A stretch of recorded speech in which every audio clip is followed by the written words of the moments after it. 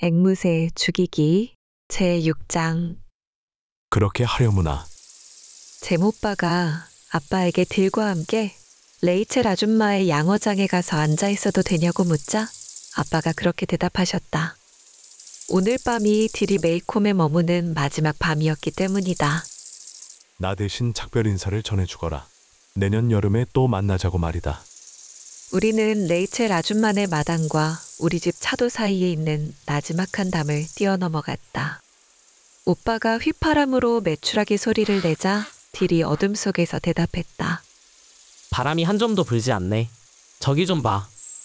오빠는 이렇게 말하며 동쪽을 가리켰다. 모디 아줌마네 호두나무 뒤쪽으로 커다란 달이 떠오르고 있었다. 날씨가 더워질 것 같은데? 오늘 밤 달 속에 십자가가 보여? 딜이 고개를 쳐들지도 않고 물었다. 그는 신문지와 노끈으로 관련 담배를 만들고 있었다. 아니, 숙녀밖에는 보이지 않는데. 딜, 그 담배에 불을 붙이지 마. 읍내 끝까지 온통 냄새가 날 거야.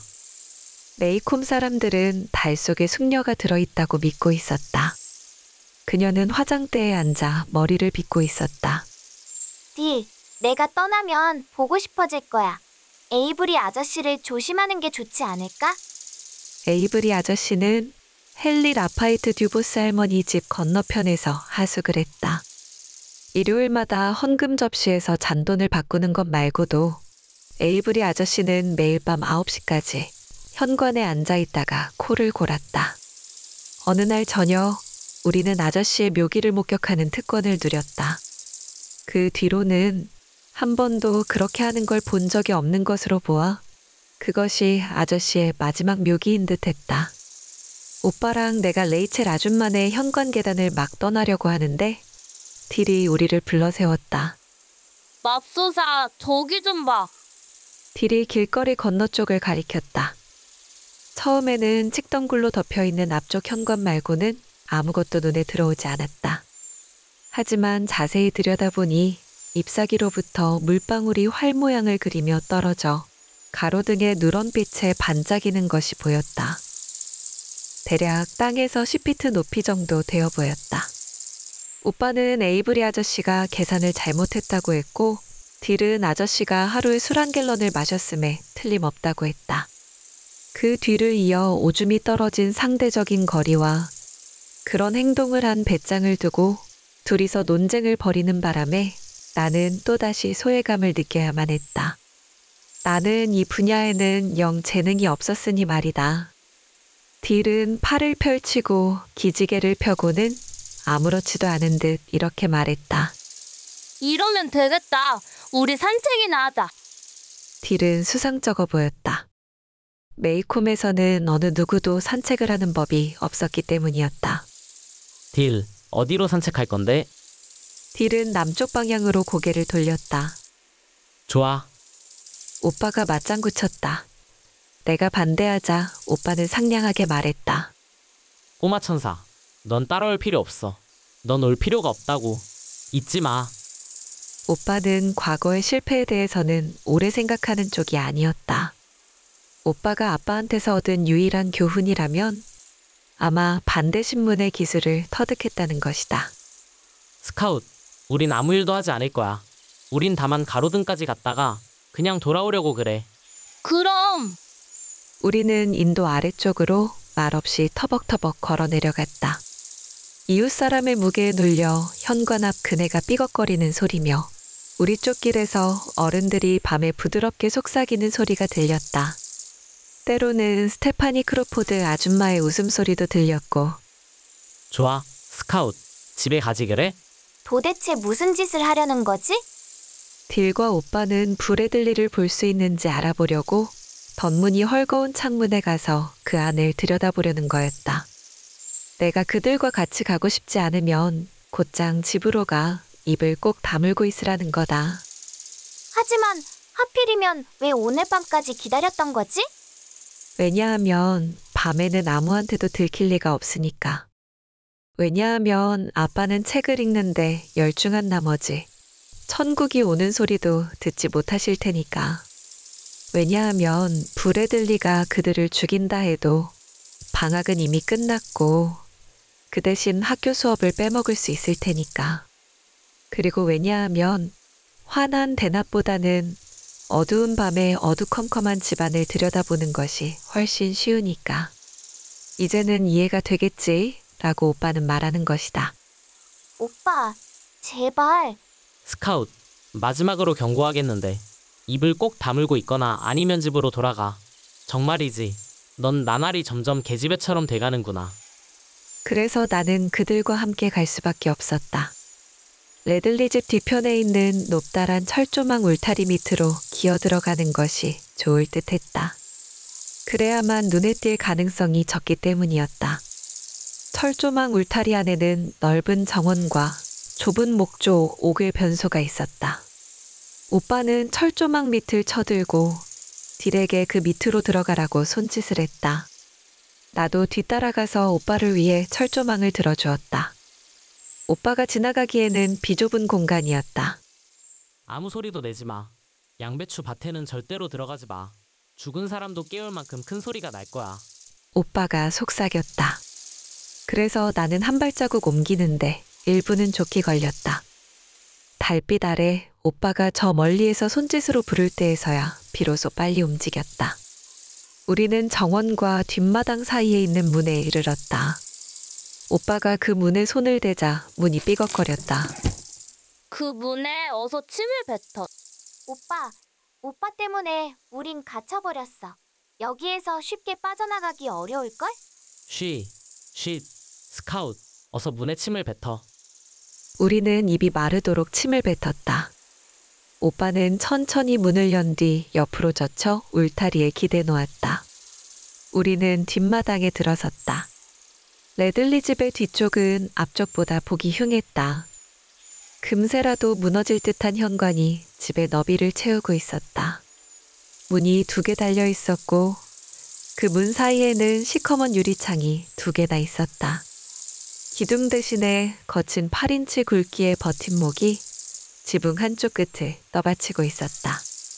낡은 프랭클린 난로 하나가 현관 모퉁이에 서 있었고 그 위에 있는 모자거리에 달린 거울이 달빛을 받아 을씨년스럽게 빛났다. 오빠가 발을 들며 부드럽게 말했다. 왜 그러는 거야? 병아리들이야.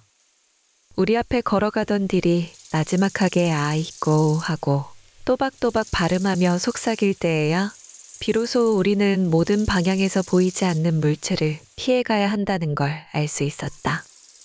우리는 집 옆으로 살금살금 기어가서는 덧문이 매달려 있는 창 쪽으로 돌아갔다. 창턱은 오빠 키보다도 몇 인치가량이나 높았다. 내가 손으로 들어 올려줄게. 하지만 잠깐 기다려.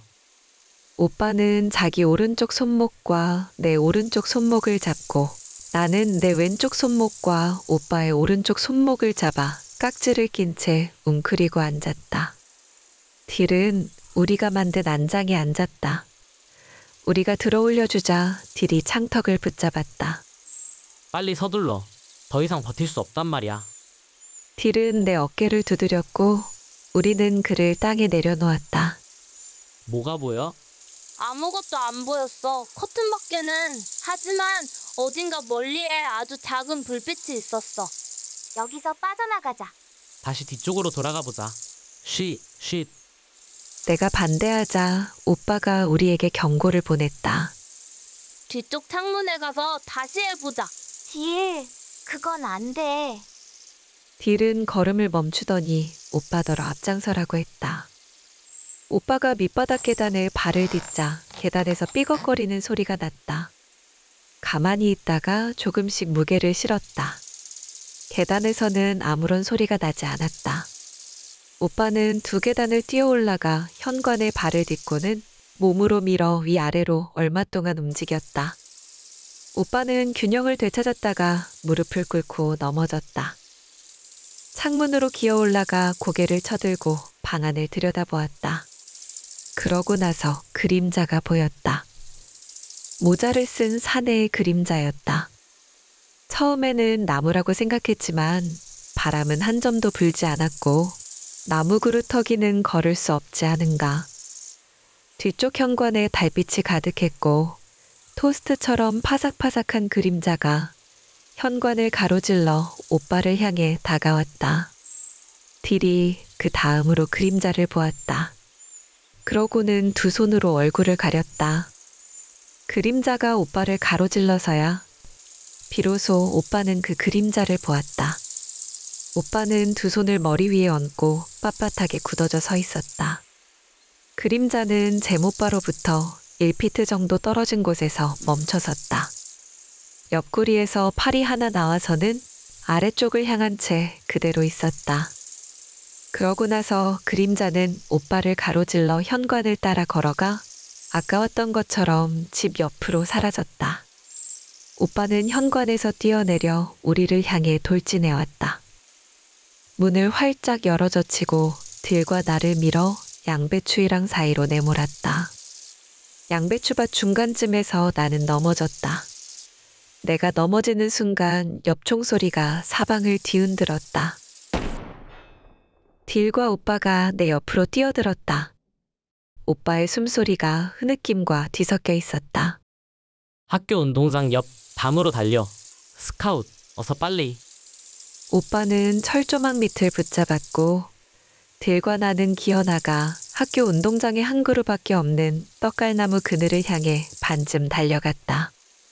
그때서야 오빠가 우리와 함께 있지 않다는 것을 알아차렸다. 왔던 곳으로 달려가 보니 오빠는 철조망에서 빠져나오려고 바지를 벗어던지는 참이었다. 오빠는 속옷만 입고 떡갈나무 쪽으로 달렸다. 나무 뒤에 안전하게 숨고 나자 온몸이 마비된 듯 했다. 하지만 오빠의 정신은 아주 말짱했다. 집에 가야 해. 우리를 찾으실 거야. 우리는 학교 운동장을 가로질러 달려가서는 울타리 밑으로 기어가 우리 집 뒤쪽 디어스 목초지로 갔다. 거기서 우리 집 뒤쪽 울타리를 기어 올라가 뒤쪽 계단에 이르렀을 때 오빠가 잠시 걸음을 멈추고 쉬라고 했다. 숨이 다시 정상으로 돌아오자 우리 세 사람은 될 수 있는 한 아무렇지도 않은 듯이 앞쪽 마당으로 어슬렁거리며 걸어갔다. 길거리 아래쪽을 내려다보았더니 레들리 집 앞문에 이웃 사람들이 둥그렇게 모여 있었다. 우리도 저쪽으로 내려가는 게 좋을 것 같아. 우리가 나타나지 않으면 이상하게 생각할 거야. 부서진 엽총을 팔뚝에 걸친 채 네이선 레들리 씨가 문간 안에 서 있었다. 아빠는 모디 아줌마와 스테파니 크로포드 아줌마 옆에 서 있었다. 레이첼 아줌마와 에이브리 아저씨도 그 근처에 있었다. 어느 누구도 우리가 올라오는 것을 눈치채지 못한 모양이었다. 우리는 모디 아줌마 옆으로 천천히 다가갔다. 그랬더니 아줌마가 주위를 돌아보며 물으셨다. 너희들 어디 있었던 거야? 소란한 소리 듣지 못했어? 무슨 일이에요? 레들리 씨가 양배추 밭에 있던 흑인을 총으로 쏘았어. 어머, 그래서 맞췄나요? 아니, 공포를 쏜 거야. 하지만 그놈은 아마 혼쭐 났을걸. 레들리 씨 말로는 얼굴이 흰 깜둥이를 보게 되면 바로 그 녀석이래. 밭에서 또 다른 소리가 들려올 걸 대비해 총알을 장전해 놓고 있대. 개건 깜둥이건 다음번엔 허공에 대고 쏘진 않을 거래. 잼 핀치? 아줌마, 왜요? 잼, 너 바지는 어쨌어? 바지요, 아빠? 그래, 바지 말이야. 이제는 어쩔 수 없었다. 모든 사람이 지켜보는 가운데 속옷 차림이라니. 나는 한숨을 내쉬었다. 아, 그런데 핀치 아저씨? 가로등 불빛에 딜이 뭔가 꾸며들 궁리를 하고 있는 모습이 보였다.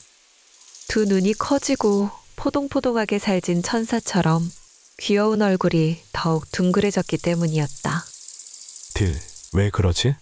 아, 내기에서 제가 이겼어요. 이겨서 바지를 빼앗았다고? 어떻게 말이야? 딜은 손으로 뒤통수를 만졌다. 이번에는 그 손을 앞쪽으로 가져오더니 이마를 쓰다듬었다. 우리는 저기 양어장 옆에서 스트릿 포크 놀이를 했거든요. 오빠랑 나는 안심이 되었다. 이웃 사람들은 만족스러워하는 것 같더니 다시 표정이 굳어졌다. 하지만 스트릿 포커가 뭐란 말인가? 우리는 그것을 알아낼 길이 없었다. 그런데 갑자기 레이첼 아줌마가 읍내 소방서 사이렌처럼 요란한 소리를 내셨다. 아니, 뭐라고, 맙소사! 틸 해리스! 내 양어장에서 노름을 했다고? 이번엔 내가 너를 발가벗겨 놓을 테다! 아빠가 딜을 금방이라도 팔다리를 잘릴 것 같은 위험에서 건져주었다. 아주머니, 잠깐만 기다려보세요. 얘들이 전에 그런 놀이 한다는 걸 들어본 적이 없어요. 너희들 진짜로 카드 게임을 한 거야? 오빠가 두 눈을 꼭 감고 딜의 임기응변에 어울리게 변명했다. 아니에요, 아빠. 그저 성냥을 가지고 놀았어요. 나는 오빠가 그야말로 존경스러웠다. 성냥 가지고 노는 것도 위험한 것은 마찬가지지만 카드놀이는 치명적이었으니까. 잼과 스카웃? 어떤 식으로든지 다시는 포커 이야기는 듣고 싶지 않다. 잼, 딜, 방에 가서 어서 바지를 갖고 오너라. 네가 스스로 해결하도록 해. 딜, 걱정하지 마. 우리가 인도 위쪽으로 빠르게 걸어갈 때 오빠가 말했다. 아줌마는 너를 혼내지 않으실 거야. 아빠가 잘 말씀해 주실 테니까. 녀석, 기발하게 머리를 잘 굴리던데. 잠깐, 말소리 들리니? 우리가 걸음을 멈추자 아빠가 모으라고 말씀하시는 소리가 들렸다. 그렇게 심각하지가 않아요, 아주머니. 애들은 모두 그런 과정을 거치게 마련이지요. 딜은 안심했지만 우리는 그렇지 못했다. 아침이면 오빠는 바지를 보여드려야 하는 문제가 남아있었기 때문이다. 내 바지를 줄게. 레이첼 아줌마네 계단에 이르렀을 때 딜이 말했다. 오빠는 그의 바지를 입을 수 없지만 어쨌든 고맙다고 말했다. 우리는 작별 인사를 했고 딜은 집 안으로 들어갔다. 딜은 나와 약혼을 했다는 사실을 기억해낸 것이 분명했다. 다시 달려와서는 오빠가 보는 앞에서 급하게 나에게 키스를 했으니까. 너희 나한테 편지해. 알았지? 딜은 우리를 향해 크게 소리를 질렀다. 오빠가 바지를 안전하게 입고 있었다 해도 제대로 잠을 잘 수 없었을 거다. 뒤쪽 현관에 있는 간이 침대에 누워있을 때 밤의 소음이 보통 때보다 3배는 더 크게 들렸기 때문이었다. 자갈길을 밟는 발소리는 부 레들리가 안가품을 하려는 소리처럼 들렸고 밤에 어쩌다 들리는 흑인의 웃음소리는 부 레들리가 풀려나 우리를 뒤쫓는 소리처럼 들렸다. 방충망에 부딪히는 벌레는 부 레들리가 미친 듯이 손가락으로 철사를 조각조각 끊어내는 소리와 같았고 멀구슬나무도 아기를 품고 살아서 떠다니는 듯했다. 나는 비몽사몽 가운데 오빠가 중얼거리는 소리를 들었다. 눈이 3개나 되는 꼬마 아가씨. 잠들었느냐? 오빠 돌았어? 쉿, 아빠방에 불이 꺼졌어. 기우는 달빛에 오빠가 두 다리를 마룻바닥을 향해 흔드는 것이 보였다. 바지 찾으러 갈 거야. 나는 자리에서 벌떡 일어나 앉았다. 안 돼. 오빠를 가게 내버려두지 않을 거야. 오빠는 끙끙거리며 셔츠를 입고 있었다. 가야 해. 네가 그러면 아빠를 깨우게 될 거야. 오빠가 그러면 난 오빠를 죽일 거야. 나는 침대 내 옆자리에 오빠를 앉히고는 설득하려고 했다. 오빠, 내일 아침이면 네이선 아저씨가 그걸 발견할 거야. 오빠가 두고 갔다는 것을 알고 있어. 아저씨가 그 바지를 아빠에게 보여주면 꽤 곤란해질 거야. 그저 그뿐이잖아. 그러니 다시 잠이나 자. 그건 나도 알고 있어. 그래서 지금 바지를 찾으러 가려는 거야. 나는 메스꺼움을 느끼기 시작했다. 오빠 혼자서 그곳에 돌아간다고 생각하니 말이다. 갑자기 스테파니 아줌마 말이 떠올랐다. 네이선 아저씨는 흑인이건 개건 그 다음에 들을 소리에 대비해 총알을 장전에 준비해놓고 있다는 말이다. 오빠는 그것을 나보다도 더 잘 알았다. 나는 결사적이었다. 오빠, 그럴 가치가 없어. 매 맞으면 아프겠지만 오래 가지는 않아. 오빠, 그러다가는 총에 맞아 목이 달아나게 될지도 몰라. 그러니 제발. 오빠는 천천히 숨을 거칠게 내쉬었다. 스카웃, 난 꼭 할 거야. 내가 기억하는 한 아빠는 한 번도 나에게 매질을 하지 않으셨어. 앞으로도 매를 맞고 싶지 않단 말이야. 이런 생각이 들었다. 아빠는 이틀에 한 번꼴로 우리에게 겁을 주시는 것 같았다. 오빠 말은 못된 짓 하는 걸 한 번도 아빠한테 들키지 않았다는 말이겠지. 어쩌면 네 말이 맞는지도 몰라. 하지만 스카웃, 난 앞으로도 아빠한테 매를 맞고 싶지 않아. 스카웃, 우린 오늘 밤 그런 짓을 하지 말았어야 했어. 지금 생각해보니 오빠와 내가 처음 갈라서기 시작한 것은 바로 그때였던 것 같다. 때론 오빠를 이해할 수 없었지만 내가 오빠에 대해 황당해하는 시간은 그렇게 오래 가지 않았다. 하지만 지금 이 경우는 도저히 이해가 가지 않았다. 제발 그러지 마. 이 문제를 잠깐만이라도 깊이 생각해 볼 수 없어? 그 장소에 오빠 혼자서 내가 간청했다. 입 다물어. 아빠가 오빠에게 다시는 말을 걸지 않을 것도 아니고. 오빠, 내가 아빠를 깨울 거야. 정말이라고. 오빠는 내 잠옷깃을 움켜쥐고는 꼭 비틀었다. 그럼 나도 같이 갈 거야. 넌 안 돼. 넌 소리를 낼 거야. 아무리 말려도 소용이 없었다. 나는 뒤쪽 문 빗장을 풀고 오빠가 계단을 기어내려가는 동안 붙들고 있었다. 발은 기울었고 창살 무늬 그림자가 어렴풋하게 아무 형체도 없이 희미해졌다. 오빠의 하얀 셔츠 꽁무니가 밝아오는 아침을 피해 달아나는 작은 유령처럼 오르락내리락했다.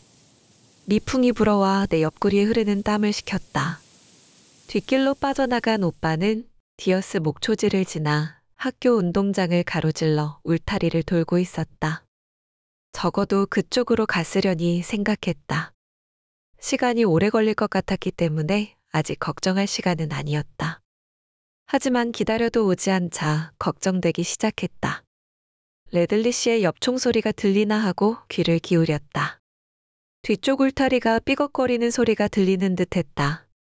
하지만 그건 희망사항에 지나지 않았다. 그러고 나서 아빠가 기침하는 소리가 들렸다. 나는 숨을 죽였다. 어쩌다 우리가 한밤중에 화장실에 갈 때 아빠가 책을 읽고 계신 것을 볼 때도 있었다. 아빠는 가끔 잠이 깨어 우리를 돌아보시고는 책을 읽으시다가 다시 잠들 때가 있다고 하셨다. 나는 아빠 방에 불이 켜지는지를 지켜보았다. 불이 켜져 홀을 환하게 비추지 않나 지켜보느라고 두 눈이 긴장되었다. 하지만 불은 여전히 꺼져 있었고 나는 다시 숨을 내쉬었다. 밤늦게 기어다니는 지렁이들도 이제는 모두 집으로 돌아갔고 잘 익은 멀구슬나무 열매가 바람이 불 때마다 지붕 위에 뚝뚝 떨어지는 소리가 들렸다. 멀리서 개 짖는 소리가 들려오는 바람에 어둠은 더욱 쓸쓸했다. 바로 그때 오빠가 돌아오고 있었다. 하얀 셔츠가 뒤쪽 울타리 위에 나부거렸고 조금씩 크게 보였다. 오빠는 뒤쪽 계단에 올라와 문을 걸어 잠그고는 오빠 침대 위에 앉았다. 아무 말 없이 바지를 집어 올렸다. 그러고는 자리에 누웠고 얼마 동안 침대가 흔들거리는 소리가 들렸다. 그러고 나서 곧 조용해졌다. 다시 오빠가 움직이는 소리를 들을 수 없었다. 앵무새 죽이기 제7장. 제모빠는 일주일 동안 우울한 상태로 아무 말 없이 지냈다. 언젠가 아빠가 하신 말씀대로 나는 오빠의 입장에서 생각해 보려고 했었다. 만약 내가 새벽 2시에 혼자서 레들리 집에 갔다면 그 다음날 오후에는 아마 내 장례식을 지냈을 거다. 그래서 나는 오빠를 괴롭히지 않고 그냥 내버려 두었다. 다시 학교가 시작되었다. 2학년도 1학년 때와 마찬가지로 별로였다. 아니, 오히려 더 나빴다. 선생님들은 학생들에게 카드를 흔들어댈 뿐 책을 읽거나 글을 쓰지 못하게 했다. 옆 교실의 캐롤라인 선생님 반은 웃는 횟수에 따라 진도를 추측해 볼 수 있었다. 하지만 그 패거리가 역시 1학년을 낙제하는 바람에 질서를 잡는 데 도움이 되었다. 2학년이 되어 좋은 점이 딱 한 가지 있다면 오빠처럼 늦게까지 학교에 남아있을 수 있다는 거였다. 우리는 보통 3시에 함께 집으로 걸어왔다. 어느 날 오후 우리가 집을 향해 학교 운동장을 막 가로지르고 있을 때 오빠가 불쑥 이렇게 말했다. 너한테 말하지 않은 게 있어. 문장 단위로 말하는 것을 며칠 만에 처음으로 들어보았기 때문에 나는 오빠에게 용기를 북돋아 주었다. 무엇에 대해 말이야? 그날 밤 일말이야. 오빠는 그날 밤에 대해서는 나에게 입 한 번 뻥끗하지 않았잖아. 오빠는 마치 각다기를 쫓기라도 하듯 손을 흔들어 내 말을 막았다. 잠시 침묵을 지키고 나서 말했다. 바지를 가지러 돌아갔을 때 내가 바지를 벗을 때는 엉망으로 헝클어져 있어서 빼낼 수가 없었거든. 그런데 내가 그걸 가지러 다시 돌아갔을 때는 말이야. 오빠는 길게 숨을 내쉬었다. 내가 돌아갔을 때 바지가 접힌 채 울타리에 걸쳐 있는 거야. 마치 내가 찾으러 올 것을 미리 알고 있었던 것처럼. 걸쳐 있었다고? 그리고 그것 말고도 또 있어. 오빠의 목소리가 낮아졌다. 집에 가서 보여줄게. 바지를 꿰매 놓은 거야. 여자 바느질 솜씨가 아니고 마치 내가 꿰맨 것처럼 말이야. 비뚤비뚤하게. 마치 오빠가 가지러 올 거라고 누군가가 미리 알고 있었던 거야. 오빠는 몸서리쳤다.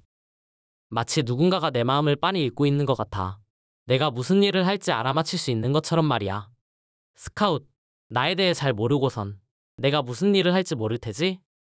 오빠의 질문은 차라리 호소에 가까웠다. 그래서 내가 오빠를 안심시켰다.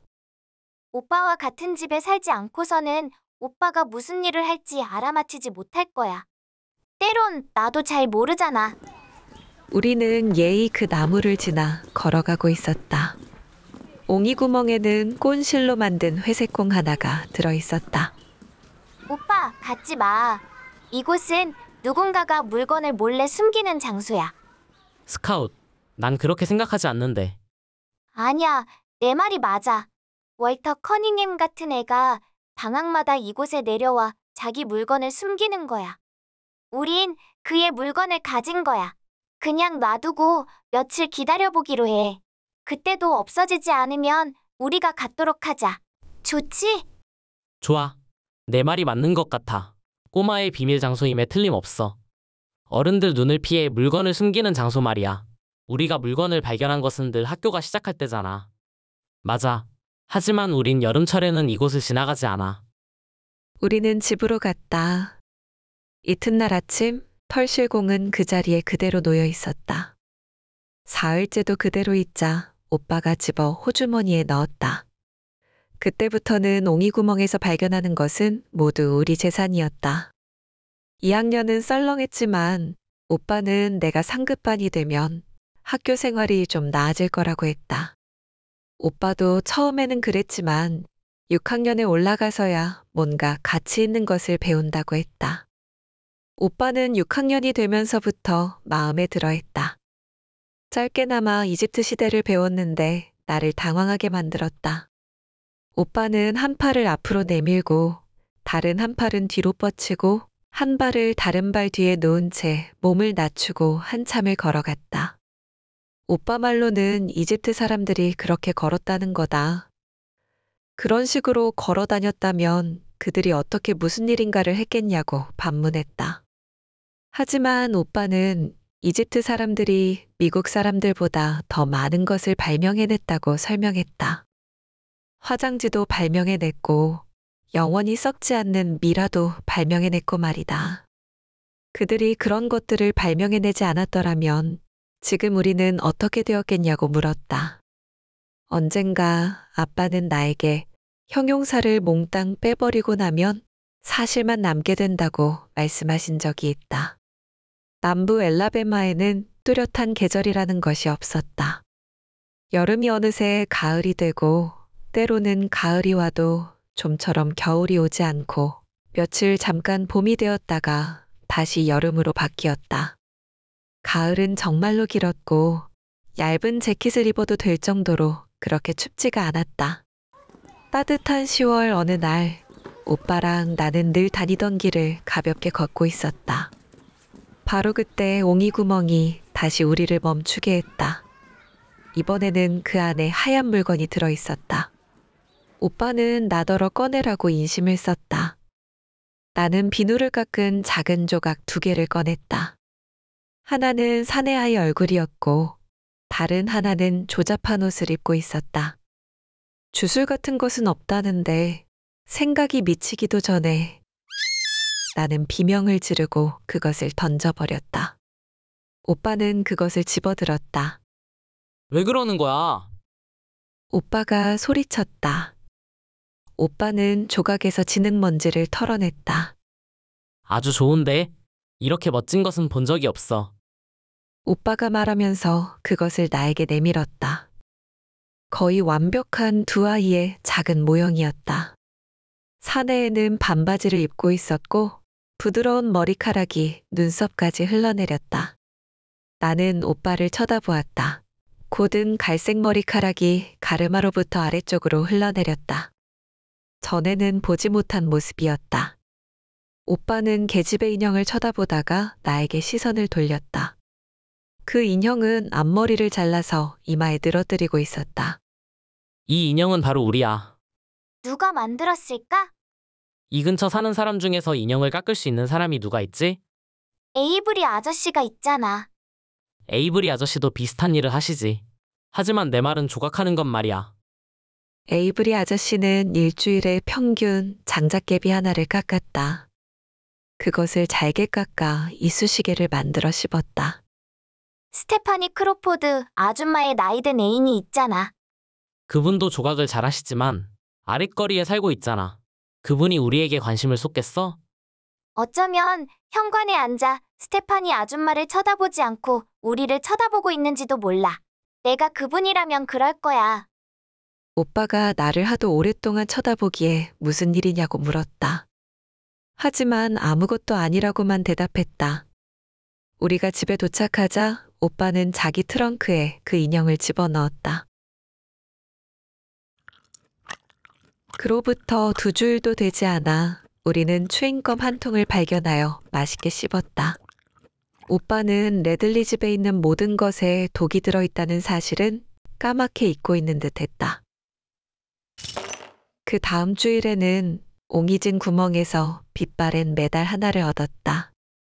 오빠가 그것을 아빠에게 보여드렸더니 아빠는 철자법을 잘 아는 사람에게 주는 메달이라고 하셨다. 우리가 태어나기 전에 메이콤군 학교에서는 철자법 대회를 열어 우승한 학생들에게 그 메달을 주었다는 거다. 아빠는 누군가가 그것을 잃어버렸을 것이라고 하시면서 주위를 살펴보았냐고 물으셨다. 내가 어디서 발견했는지 말하려고 하자 오빠가 슬쩍 옆발을 찼다. 오빠가 아빠에게 그런 메달을 받은 사람을 기억하시냐고 물어보았더니 아빠는 기억이 나지 않는다고 대답하셨다. 그로부터 나흘 뒤 우리가 이제까지 얻은 상 중에서 가장 큰 것을 얻었다. 줄에 알루미늄 칼이 달린 고장난 주머니 시계였다. 오빠, 백금 시계라고 생각해? 잘 모르겠어. 아빠한테 보여드려야지. 아빠는 새 것이라면 칼과 시계줄을 합하여 아마 10달러는 나갈 것이라고 말씀하셨다. 학교에서 다른 애와 바꾼 것 아니냐? 아빠, 아니에요. 오빠는 할아버지의 시계를 꺼냈다. 아빠가 잘 간수만 하면 일주일에 한 번씩 갖고 다니게 한 바로 그 시계 말이다. 그 시계를 차고 다니는 날이면 오빠는 아주 조심스럽게 걸어 다녔다. 아빠, 괜찮다면 할아버지 시계 대신에 이 시계를 갖고 싶어요. 어쩌면 고칠 수 있을지 몰라요. 할아버지 시계에 대한 신기함도 시들해지고 그것을 가지고 다니는 것도 귀찮은 일과였기 때문에 오빠는 이제 더 이상 5분마다 한 번씩 시간을 확인할 필요를 느끼지 않았던 거였다. 오빠는 용수철 하나, 작은 부속품 2개밖에 남아있지 않은 것을 가지고 그런대로 꽤 고쳤지만 시계는 가지 않았다. 어휴, 오빠가 한숨을 쉬었다. 정말 안 가네. 스카웃. 응? 우리에게 이 물건들을 준 사람에게 편지를 써야 되지 않겠니? 오빠, 멋진 생각이야. 고맙다고 해야지. 근데 왜 그래? 오빠는 두 귀를 붙잡고 고개를 좌우로 흔들어댔다. 아무래도 모르겠는걸? 정말로 모르겠어. 스카웃, 왜 그걸 남겨두었을까? 오빠는 거실 쪽을 바라다 보았다. 생각 같아서는 아빠에게 말씀드리고 싶은데. 아니야, 그러는 게 아니지. 오빠 대신에 내가 말씀드릴게. 스카웃, 그러지 마. 스카웃? 왜? 오빠는 저녁 내내 나에게 뭔가를 말하려고 하는 듯 했다. 얼굴이 밝아지며 내 쪽으로 몸을 기울이다가 다시 마음을 바꾸는 거였다. 그러고는 또다시 마음을 바꿔먹었다. 아니, 아무것도 아니야. 자, 우리 편지나 쓰자. 내가 오빠 코 밑에 종이와 연필을 내밀었다. 좋아. 존경하는 아저씨. 그 사람이 남자인지 어떻게 알아? 모디 아줌마일지도 몰라. 오래전부터 그렇게 생각해왔어. 야, 모디 아줌마는 껌을 씹지 않으셔. 너도 알지. 아줌마가 때론 솔직하게 말씀하시는 거 말이야. 언젠가 내가 아줌마에게 추인껌을 씹겠냐고 여쭤봤더니 싫으시다는 거야. 그게 말이야. 추인껌이 입천장에 들러붙어 말을 제대로 할 수 없다고 하시는 거야. 그럴듯하지 않니? 맞아. 아줌마는 때론 그럴듯하게 말씀하셔.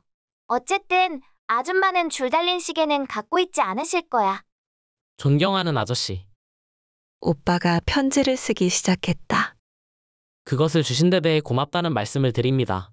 그게 아니지. 우리를 위해 나무 속에 넣어두신 모든 물건에 대해 감사드립니다.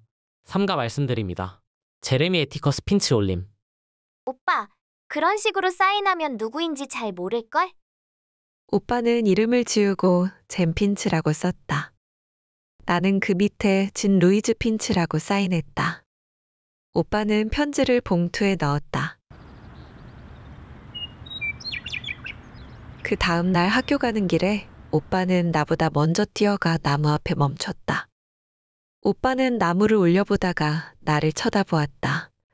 오빠의 얼굴이 하얗게 변했다. 스카웃. 내가 오빠에게 달려갔다. 누군가가 옹이 구멍을 시멘트로 막아놓았던 것이다. 스카웃. 울지 마. 울지 말라고. 걱정 마.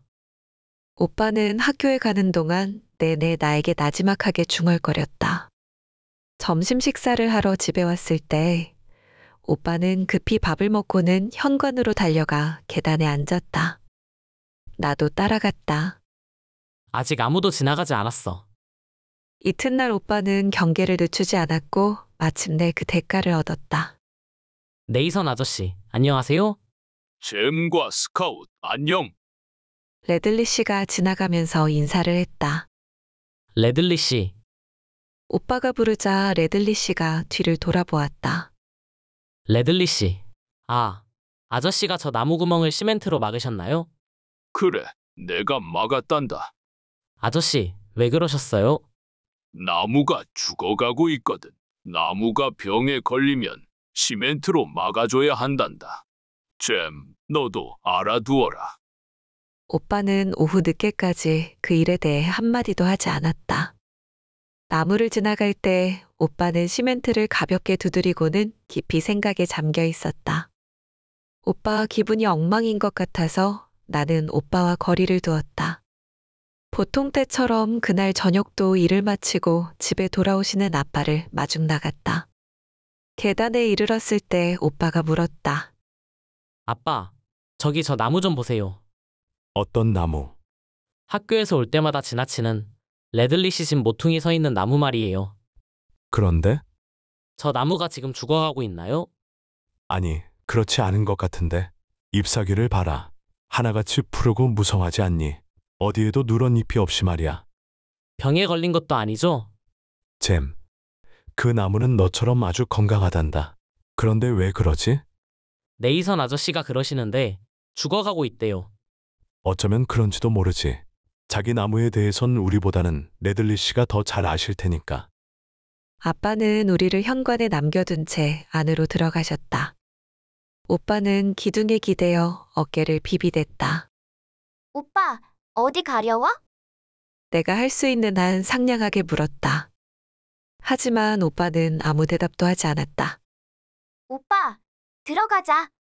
조금만 있다가 들어갈게. 오빠는 어두워질 때까지 거기에 앉아 있었고 나는 오빠가 들어가기를 기다렸다. 우리가 집 안에 들어갔을 때 오빠가 울고 있었다는 것을 알 수 있었다.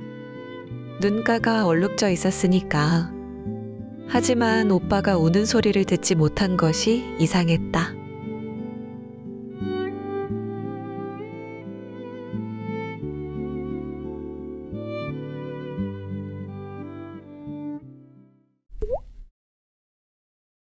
잘 들으셨나요? 지금 화면에 나오는 동영상을 보시면 우리가 무엇을 하는 업체인지 알 수 있습니다. 우리는 보시는 것처럼 반지를 만드는 제조업체입니다. 반지로는 유튜버들의 흥미를 끌지 못해서 오디오북을 덧붙이게 되었지요. 지금도 열심히 국내 유명 대학이나 국제학교 등의 졸업반지를 만들고 있고 이 외에 가족반지를 만들기도 합니다. 가족반지를 만드는 이유는 세상에서 행복을 맛볼 수 있는 유일함을 기념해드리기 위해서입니다. 이런 가족의 행복을 기원하는 마음으로 졸업반지와 같은 공동 구매 가격으로 가족반지를 만들어드리고 있습니다. 좀 더 자세한 내용은 더보기에서 참고 링크를 클릭하시면 다양한 맞춤의 예를 보실 수 있습니다. 감사합니다.